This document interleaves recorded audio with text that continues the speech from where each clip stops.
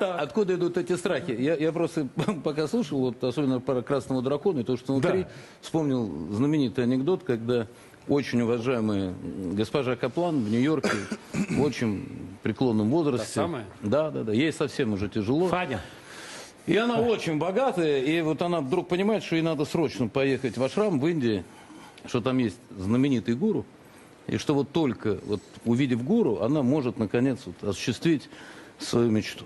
И она находит путеводителей, которые ей помогают, проводники, которые говорят: госпожа Каплан, мы вас очень уважаем, вы очень богаты, и спасибо за нереальное подношение, которое вы сделали ашраму. Нам вроде удалось договориться, гуру не принимает без очереди никого, там очередь 7 лет ждать.